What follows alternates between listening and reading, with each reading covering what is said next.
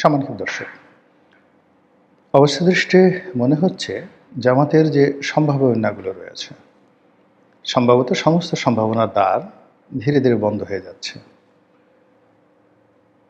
যে বিষয়গুলো তাদের জন্য ইতিবাচক ছিল সে বিষয়গুলো নেতিবাচক হয়ে যাচ্ছে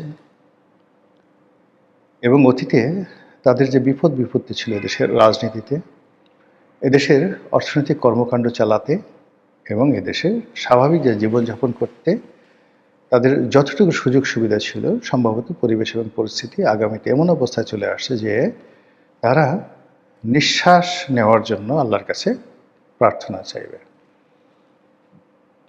একটা একটা করে বলছি কেন এরকম হলো, এই কাহিনী আগে বলছি। আমার কাছে যেটা মনে হয় কি জানেন, এই পৃথিবীতে একটা অতি আধ্যাত্মিকতা একটা বিষয় থাকে। আপনি আমি পরিশ্রম করি, কর্ম করি, ফল ভোগ করি, এটা স্বাভাবিক। কিন্তু এত কিছুর উপরে যে আল্লাহ আছেন, ফেরেশতাকুল আছেন, নবী রাসূল আছেন, ময়-মুরব্বি আছে, মানুষের দোয়া এবং আশীর্বাদ এবং মানুষের অভিশাপ, এই জিনিসগুলো যে আছে এবং এইগুলো ইতিবাচক হলে আপনার জীবনের যে গতি আসে, নেতিবাচক হলে আপনার জীবনের গতি আসে ঠিক এইরকম যে আপনার অনেক সুন্দর একটা গাড়ি আছে। ধরুন আপনার একটা অডির একেবারে A8 L আছে, হাইয়েস্ট গ্রেডের গাড়ি। কিন্তু আপনি যদি ভালো ফুয়েল না দেন চালাতে পারবেন না। আপনি যদি ভালো রাস্তা না পান চালাতে পারবেন না। ড্রাইভার ভালো না হলে সেও চালাতে পারবে না। তো এরকম মানে কমফোর্ট। আবার ধরুন আপনার একেবারে কিছুই নেই, আপনার শুধু পায়ে হাঁটা পথ। কিন্তু আপনার শক্তি আছে, সামর্থ্য আছে, যেটা আল্লাহর দেয়া নিয়ামত। বসন্তের বাতাস আছে, কোনো এক বিকেলে অসাধারণ একটি বিকেলবেলা নদীর তীর দিয়ে সর্ষে ক্ষেত, আর সেই বসন্তকাল হওয়া সত্ত্বেও নদীর মধ্যে তখনও পানি আছে। পল্লী বধূরা সেই নদীতে গৃহকর্ম করছে, মানে কেউ থালা বাসন মাজতে আসছে, কেউ পানি নিতে আসছে, কেউ গোসল করতে আসছে, ছেলেমেয়েরা গোসল করছে, গেরস্তরা সেই যাকে বলা হয় গরু পানি খাওয়াচ্ছে, গরু গোসল করাচ্ছে, এরকম একটা গ্রামীণ দৃশ্য। সেই দৃশ্যের মধ্যে আপনি নদীর তীর দিয়ে মেঠো পথ দিয়ে বহুদূর যাচ্ছেন, 10 কিলোমিটার 20 কিলোমিটার, আপনাকে ক্লান্তি স্পর্শ করবে না। এবং ওই যে যাত্রা, এই যে আমি বলছি ঠিক আমি ওরকম দৃশ্যের মধ্যে আমি যাতায়াত করেছি বহুবার। কখন যে আমার বাড়ি সদরপুর থেকে কৃষ্টপুর আমার নানা বাড়ি, সেই সদরপুর গাং ধরে চলে গেছি, গাঙের তীর ধরে, কখনো টের পাইনি।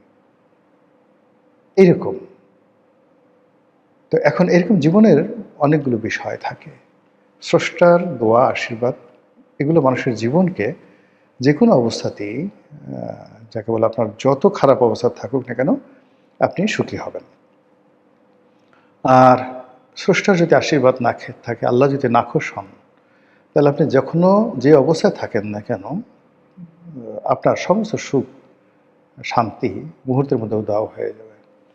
তো আল্লাহ যে বিষয়গুলো খুব ঘৃণা করেন, প্রথমত হলো যে কেউ যদি আল্লাহর সঙ্গে প্রতারণা করে, আল্লাহর নাম ব্যবহার করে, আল্লাহর সাথে অহংকার করে এবং আল্লাহর দোহাই দিয়ে তারা অপকর্ম করে, মানুষের যে বিশ্বাস ভালোবাসাকে তারা পুঁজি করে আল্লাহকে ব্যবহার করে।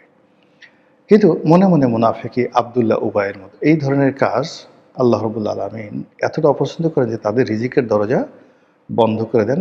অপমান, লাঞ্ছিত এবং ঘাটে পথে জুতো পেটা করার থেকে শুরু করে ওই সকল মানুষ ঘরে ঘরের বাইরে উঠতে বসতে অপমানিত হন যারা এই ধরনের কাজ করে। আপনি দেখেন তো মিলে কি না? আমি এই সমাজে কার কার দিকে আপনি তাকায় দেখেন যে সব কিছু আছে, তারপর সব লোক পয়েন্ট আউট করে বলতেছে এটা একটা বদমাইশ, এটা একটা খারাপ, এটা একটা চুল্লু, এটা একটা পুল্লু, এই কথাগুলো বারবার বলা হচ্ছে। কাদের ক্ষেত্রে কেন? এখানে ওই যে বললাম। দ্বিতীয়ত হলো কেউ যদি অহংকার করে, ক্ষমতায় বসছে, ওয়ালা তামশি ফিল আরদি মারহা ইন্নাল্লাহা লা ইউহিব্বু কুল্লা মুখতালিন ফাকুর। আল্লাহ বলছে তোমরা আমার এই জমিনে অহংকার করে হাঁটো না। তোমার পায়ে এত শক্তি হয়নি যে তুমি একটা লাথি দিয়ে আমার জমিন ফাটিয়ে ফেলতে পারবে, কিংবা একটা লাফ দিয়ে পাহাড়কে ছাড়িয়ে যেতে পারবে। কিন্তু আমরা ক্ষমতায় বসে অ্যাজ ইট ইজ, যে আমি ফেরাউন, আমি খোদা, আমি আল্লাহ, ভুলে যায়। আল্লাহ কোরআনের অনেক জায়গাতে বলেছেন যে আমি মানে বান্দাদের, মানে ওরা এত মুনাফেক, এত খারাপ, এত অকৃতজ্ঞ, তারা যখন বিপদে পড়ে এমন কান্নাকাটি করে, আমি সেই বিপদ তাদেরকে দূর করে দিই, উদ্ধার করি। উদ্ধার করার পর তারা এমন আচরণ করে মনে হয় বিপদ তাদের ছিলই না। এই কাজ যারা করেন, অহংকার করেন, অকৃতজ্ঞ, অতীতে আপনি যার কাছে সাহায্য নিয়েছেন, সহযোগিতা নিয়েছেন, ক্ষমতা পাওয়ার পর তাদের সবাইকে আপনি ভুলে গেলেন, তাদের সাথে পরিচয় ছিল, এরকম একটা ভাবই দেখান না, আনগ্রেটফুল, আল্লাহর গজব নাজিল হবে আপনাদের প্রতি, আপনার প্রতি, বা যারা এই কাজ করে তাদের প্রতি। এই দুটো জিনিস বললাম। এই অতি প্রাকৃতিক বিষয়গুলোর কারণে কি হলো, মানুষের অনেক সম্ভাবনাগুলো নষ্ট হয়ে যায়। তো এই যে জামাতের ক্ষেত্রে অতি প্রাকৃত কি আছে বা না আছে আমি বলতে পারবো না, আমি জানি না, কিন্তু বহু সম্ভাবনা তারা পেয়েছে 1947 থেকে আজ পর্যন্ত। কিন্তু কোনো সম্ভাবনাই তাদের জীবনে 24 মাস দূরের কথা, 12টি মাস তাদেরকে স্বস্তিতে রাখতে পারেনি। একটা বছর তারা স্বস্তিতে ছিল, জন্মের পর থেকে এই পর্যন্ত পারেনি। তাদের কোনো একটি মানুষ, এই দল এত দীর্ঘদিনের বাংলাদেশে, ভারতে, পাকিস্তানে রাজনৈতিক অঙ্গনে পরিচিতি পেয়েছেন, সর্বজন শ্রদ্ধেয় হয়েছেন। অনেকের সঙ্গে রাজনৈতিক বিরোধিতা থাকতে পারে, কিন্তু তার রাজনৈতিক প্রজ্ঞা, তার মেধা, সমস্ত ব্যাপারে মানুষজন সম্মান করে, এরকম কোনো সিঙ্গেল ঘটনা তাদের নেই। তাদের যে লোক, তাদের নিজেদের কমিউনিটি লিডার, তারাই তাকে চিনে, তারাই তাকে সম্মান করে, তারাই তাকে পীর মানে, মোর্শেদ মানে, তারাই তাকে আমির মানে। আমির অর্থ নেতা, আমির অর্থ সবার চেয়ে সেরা। আচ্ছা বলেন তো, জামাতের সভাপতি, এই পদটিকে তারা কেন আমির বলে? কেন তারা আমির বলে? আমির কেন? তিনি কোন দিক থেকে আমাদের চেয়ে শ্রেষ্ঠ, কোন দিক থেকে রাজনীতিবিদদের চেয়ে শ্রেষ্ঠ? এইটা হলো কি নিজেদের একটা বানানো লকব। ওয়াজের ময়দানে টাকা পয়সা বেশি পাওয়ার জন্য আলা হজরত, হজরতুল আল্লাম, কুতুবুল কুরকুরানি, তারপরে তুরুবুল সুরসুরানি, জামাতুল ভুরভুরানি, এরকম অসংখ্য রকম মানে কলব তারা লাগায়। লাগাতে গিয়ে নামটা যে সলিম উদ্দিন, এটা আর খুঁজে পাওয়া যায় না। নামটা যে কলিম উদ্দিন। এরপর নতুন একটা চালু হয়েছে অমুক বিন অমুক, কুন্ডা বিন টুন্ডা, মানে টুন্ডার পুত্র কুন্ডা, কুন্ডার পুত্র টুন্ডা। বাংলাদেশে মানে নর্মালি কত সুন্দর নাম, মোহাম্মদ শামসুদ্দিন, মোহাম্মদ শামসুদ্দিন চৌধুরী, এরকম সুন্দর সুন্দর নাম। তো সেই সকল সুন্দর সুন্দর নাম দিয়ে কুটু বিন, কুটু ইবনে পুটু, বা টুটু ইবনে সুটু, এই নামগুলো মানে লাগানোর চেষ্টা করা হচ্ছে। নামের সাথে গ্রামের নাম জুড়ায় দেওয়া হলো। অমুক নামের নাম শামাপুরী, যেমন হজরত অমুক অমুক শামাপুরী, গ্রামের নাম শামা, শামাপুরী। তারপরে শেষে গ্রামের নাম জোনাকপুরী, জোনাকপুরী, ইত্যাদি ইত্যাদি। কয়দিন মদিনাতে ছিল, নামের সাথে মাদানী। কয়দিন মিশরে ছিল, নামের সাথে আজহারি।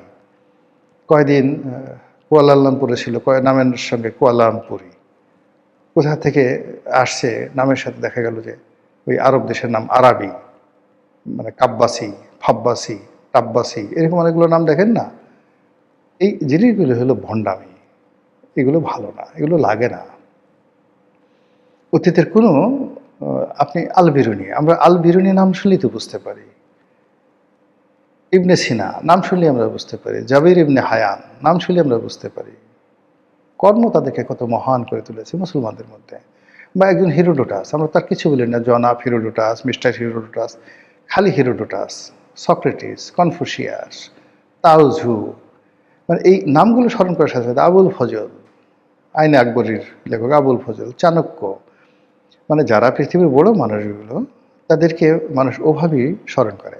যেমন তারেক রহমান সাহেব আছেন, বা আমরা যারা রাজনীতি আসছি, আমরা যদি গ্রাম দিয়ে যাই, যদি ছোটো ছোটো বাচ্চা পোলাপান বলে যে ওই যে রনি যাইতেছে, ওই যে তারেক যাইতেছে, এটাই আমার জীবনের সবচেয়ে বড় সফলতা, তারেক রহমান সাহেবের সাথে মানে তারেক রহমানের সঙ্গে সফলতা। গ্রামে রাস্তাতে হাঁটতেছি বা মোটরসাইকেলে যাচ্ছি, এই ৩ বছর ৪ বছরের পোলাপান চিনে ফেলছে, উলঙ্গ খেলতেছে, এই রনি রনি রনি রনি যায় রনি যায় রনি যায় রনি যায়। আবার আমি যখন দাঁড়ালাম, সবাই একটা দৌড় দিয়ে এসে পালাই গেল ধান ক্ষেতের মধ্যে। ও দৃশ্য, ও সৌন্দর্য আপনি না দেখলে বুঝতে পারবেন না।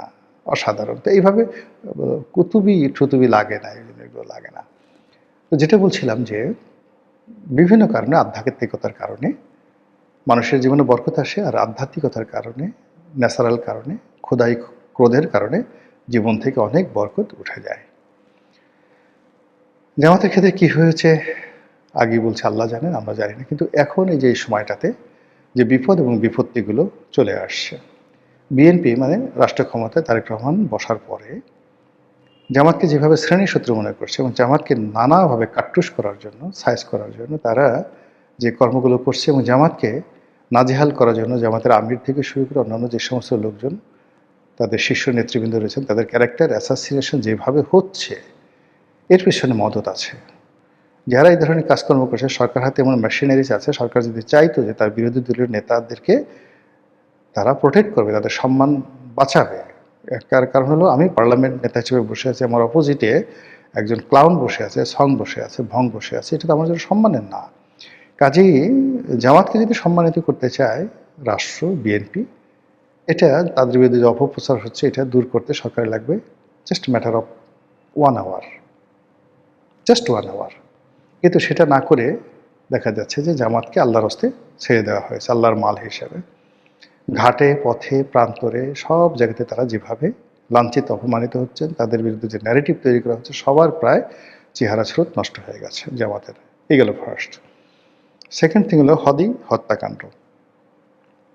এখন হাদি হত্যাকাণ্ডের ব্যাপারে প্রথম থেকে জামাত এবং তার সংশ্লিষ্ট যে সমস্ত বুদ্ধিজীবী আছেন, ইউটিউবার আছেন, তাদেরকে সন্দেহ করা হয়েছিল এই হত্যাকাণ্ডের ব্যাপারে। এবং হত্যাকাণ্ডের পরে যে সকল ঘটনা ঘটেছে, হাদির দাফন কাফন, প্রথম আলোতে আক্রমণ থেকে শুরু করে শাহাবুদ্দিন চুপ্পুকে আউট করে রাষ্ট্রপতি পদে নিজেদের পছন্দের লোককে বসানো, এই জিনিসগুলো এতটা বেশি ওপেন আপ হয়ে গেছে যে সবাই মোটামুটি একটা ম্যানসেরিয়াতে ভুগে গেছে। মানে একটা মানসিক তাদের একটা যাকে বলা হয় দুর্বলতা চলে আসছে, অক্ষমতা চলে আসছে জামাতকে বিশ্বাসের ব্যাপারে।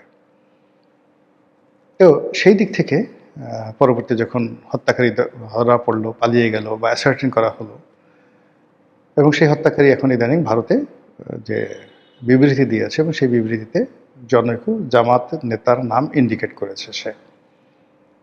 বাংলাদেশের পত্রপত্রিকা আছে, ভারতের পত্রপত্রিকা, সামাজিক মাধ্যমে এটা নিয়ে তোলপাড় চলছে। এই ঘটনা যদি ঘটে, জামাতের রাজনীতি শেষ, ভীষণ রকম জামাতের রাজনীতি শেষ হয়ে যাবে। এরপরে মার্কিন যুক্তরাষ্ট্রের একজন কংগ্রেসম্যান তিনি প্রস্তাব করেছেন যে বাংলাদেশে ৭১-এ যে গণহত্যা হয়েছে, এই গণহত্যাকে স্বীকৃতি দেওয়ার জন্য। ইট মিনস এই গণহত্যা যারা করেছে পাকিস্তান, গণহত্যা যারা করেছে আল বদর আর শামস থেকে শুরু করে জামাতে যে সকল লোকদেরকে ফাঁসি দেওয়া হয়েছে, তাদের ব্যাপারে আমেরিকার স্টেট ডিপার্টমেন্ট থেকে শুরু করে সকল নথিপত্র, পার্লামেন্টের কাগজ এবং ডিপার্টমেন্ট অফ জাস্টিস, সেখানে রীতিমতো ডকুমেন্ট তৈরি হবে এই প্রস্তাবটা যদি গৃহীত হয় পার্লামেন্টে। ফলে আজীবনের জন্য জামাত আমেরিকা এবং ইউরোপের কাছে অচ্ছুত এবং অপাঙ্ক্তেয় হয়ে পড়বে। এরপরে জনাব শাহাবুদ্দিন চুপ্পু, তাকে যেভাবে বিএনপি সম্মান করছে, যেভাবে সামনের সারিতে এগিয়ে নিয়ে আসে, এটাও জামাতের জন্য ভীষণ রকম বিব্রতকর। ফলে সব মিলিয়ে আমি তো বললাম, প্রথমে বললাম যে সমস্ত সম্ভাবনার যে দ্বারগুলো আস্তে আস্তে আস্তে আস্তে জামাতের জন্য সংকুচিত হয়ে আসছে।